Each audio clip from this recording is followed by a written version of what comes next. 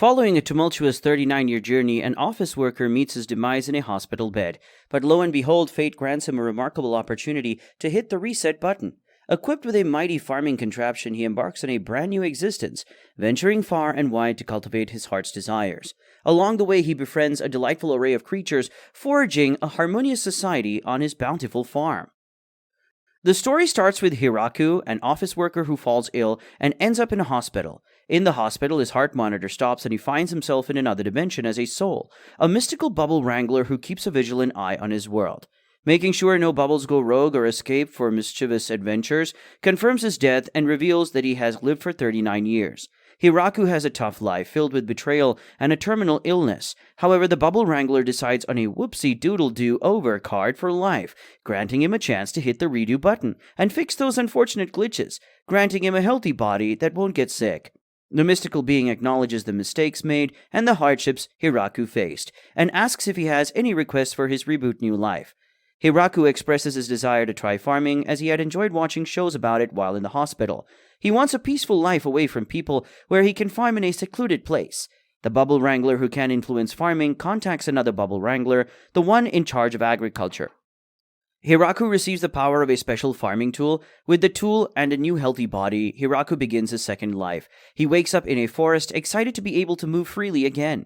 Feeling overwhelmed by the farming venture, he scouts the area and finds a secluded spot. Remembering the farming tool, a magical hoe appears in his hand. Hiraku discovers that the tool makes plowing easy and doesn't tire him out. He prepares the soil and realizes he needs to find food and water. While exploring the forest, he can't find edible plants or nearby streams. Concerned about dangerous animals, he searches for a safe place and finds a small clearing with a large tree at the center. Hiraku sets up his base camp there. Using his versatile tool, he digs a shovel and finds underground water. Even though he doesn't feel hungry, he uses water to solve his food problem. He summons an axe and is surprised by how effortlessly he chops down trees. He processes the wood into lumber using a hatchet. Hiraku attempts to build a hut but has to carve a hole into the tree trunk for shelter when he realizes he forgot to make fire. He also makes wooden cups and plates. The next day, he uses his cup to drink water from the well and makes a fire with his magnifying glass. He continues clearing the area for cultivation and marvels at his stamina while plowing. Suddenly, a monster-like rabbit approaches and he instinctively strikes it with his tool. He feels guilty but uses its remains as compost. Hiraku builds a fence and a ditch for protection against forest animals and completes them after several days. He successfully deals with another monster rabbit. Although uncertain about the plants growing, he hopes they aren't just decorative. He then builds a small hut, adjusting the ceiling height for comfort. Hiraku gradually adapts to his new life. One day, he encounters inferno wolves outside his homestead. Sensing their behavior, he realizes they won't attack him. One of the inferno wolves appears pregnant, and he allows her to give birth in his hut. The following morning, he checks on the newly born puppies and shares boar meat with the inferno wolves to celebrate. Surprisingly, the inferno wolves stay and become attached to the hut. As a result, Hiraku decides to build a new house. His plants have grown enough to be harvested. The inferno wolves help him hunt and protect the farm. He names them Kuro and Yuki. Over time, the farm develops. Hiraku learns more about his abilities. He can grow crops without seeds by thinking about the desired crop while plowing. This leads to germination. With more food available, he starts cooking and makes rabbit stew. Though it lacks salt and tastes plain, after the meal he plays fetch with the inferno wolves, relying on them to navigate the forest. They lead him to a water source which he connects to the farm through a canal he dug. This allows him to establish a new field for different types of plants. Winter brings colder temperatures. Hiraku tries using the fur from the giant rabbit but finds it unpleasant. He gathers firewood for warmth when a large spider approaches. The spider impresses him by creating a handkerchief with silk. It takes up residence in the giant tree and crafts a coat made of pelts for Hiraku to withstand the cold. The spider named Zabuton also provides bedding and curtains. During winter, Hiraku stays in his cabin with enough food for a quiet hibernation. As spring arrives, the puppies have grown and are exploring the forest. They return with partners and Zabuton appears with spider offspring, increasing their mouths to feed. Hiraku expands the crop field to accommodate them. Zabuton alerts him to a threat, and he investigates with his inferno wolves. In the forest, he encounters Rue, a disheveled woman. The inferno wolves growl, but Hiraku protects her. However, she bites him and reverts to her original form. The inferno wolves attack, but Hiraku stops them once again. After a conversation, he learns she was pursued and depleting her energy. He allows her to drink his blood, again out of sympathy. Rue reveals she is a vampire and a medicinal plant researcher. She ended up in the forest due to a conflict with the nobles.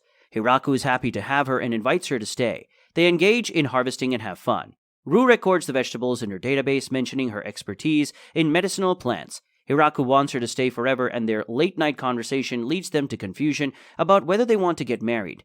The next day, they continue their work, and Rue considers growing medicinal plants. She uses magic to add lights to the toilet, astonishing Hiraku. Hiraku makes stew, which Rue finds subtly flavored. He mentions his lack of salt, and she shows him a well he dug, where salt sediment can be boiled and refined. Suddenly an alarm sounds, and they rush to find another girl named Tia captured by the Inferno wolves. Tia apologizes for attacking first, and Hiraku releases her. Rue notices that the girl is a cloudy conductor of chaos, and tries to leave, but Tia spots her. Tia is actually pursuing the vampire Rue due to a bounty. The conversation moves to a hut. Tia introduces herself, and Rue reveals Hiraku is her husband.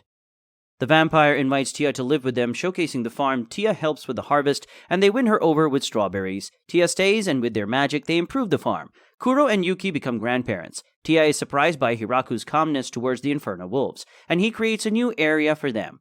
Some of Zabuton's offspring move. Tia leaves and returns with high elves. They seek refuge due to the war and displacement of their race. The elves offer their skills and work ethic. Rue advises welcoming them, but they built a comfortable home for themselves. They impress with their metalworking skills and make bread. Hiraku considers expansion but worries about land ownership. Rue assures him that the land is his. Later, the ladies discuss Hiraku's limited knowledge but agree on his uniqueness. Hiraku works on the farm when Zabuton interrupts him, presenting a queen bee he caught as a pet. He is cautious, fearing the bee might attack, but Zabuton assures him it's domesticated. Surprisingly, the queen bee sits calmly on his shoulder as he builds a nest near the orchard. Over the next 10 days, the bee constructs their nests.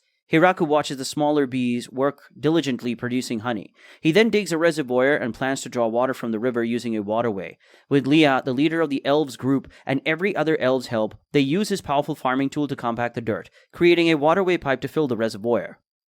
Some fish get washed up in the water and Hiraku catches them, but a giant fish almost attacks him. He defends himself and finishes it off. Rue and Tia watch cautiously as he grills the fish, uncertain if it's safe to eat. Hiraku quickly prepares and serves the fish, but they wait for him to try it first. After he enjoys it and compares the taste to salmon, they try it and are pleasantly surprised. They preserve some of the fish. Later, Hiraku gathers everyone and announces his plan to add a rice paddy to the farm. They dig the space and connect the reservoir with a gate to control flooding. With their help, they plant rice in the flooded area. After a while, they harvest the rice and use his tool to separate the grain from the plant. They remove leaves and plant matter and then husk and polish the rice. Rue comments on the effort involved but enjoys the outcome. Hiraku shapes the rice into rice balls with cured fish. They help him plant the next batch of rice. Hiraku realizes the convenience of magic for cleaning and suggests building a bathhouse. They construct it together. The girls join him in the bath and he feels uncomfortable. The next day, the Inferno wolves find 5 new elves in the woods. Leah asks Hiraku to let them stay, and they build accommodations and upgrade his houses too. Kuro, the observing wolf, reflects on his experiences. He realizes that Hiraku possesses a powerful tool. A few days pass, and Hiraku is amazed by the improvements the elves made to his place. They give him a tour of his new house with a high-quality master suite and plenty of sitting areas. It has both indoor and outdoor kitchens, and they add a cellar for winter storage. Leah asks Hiraku to inform them of any issues during his winter stay. To complete the house, he carves 2 Inferno Wolf statues to guard the door. Later, he decides to make curry and gathers most of the ingredients. Rue and Tia join him in the field to collect the remaining spices. They discover that Inferno Wolves dislike cilantro's smell. Hiraku starts cooking with Leah when he realizes Rue and Tia are missing. He begins preparing the food, helped by Leah. Just before it's ready, he remembers the naan bread. He considers rice but quickly makes the bread. Rue and Tia return from their experimentations to find everyone waiting. The smell makes Tia hungry. Hiraku serves the curry with naan. Initially hesitant, they love the taste and go for seconds. As winter approaches, everyone prepares for the cold. Hiraku gathers wood and gives Zabuton potatoes for her hibernation. She knits blankets in return. Rue and Tia smoke food, but the wolves scare Tia, causing her to drop some meat. They use wooden boxes as natural refrigerators for vegetables. Hiraku tries magic but fails. She discusses it with Rue, who explains the need for the study. They agree he is special. During winter, they play board games. Tia and Rue compete, and Rue cheats but is stopped by Tia's magic. While others play, Hiraku notices the intelligent Inferno Wolves joining. Rue challenges them and loses, feeling down. They play a big game, with Kuro winning and Hiraku coming last. They play bowling until spring arrives. Hiraku starts replanting when Zabuton's alarm sounds. They become alert as a large wyvern approaches. We can't wait to find out what happens next in the coming episodes. Don't forget to smash that subscribe and like button and leave a comment down below.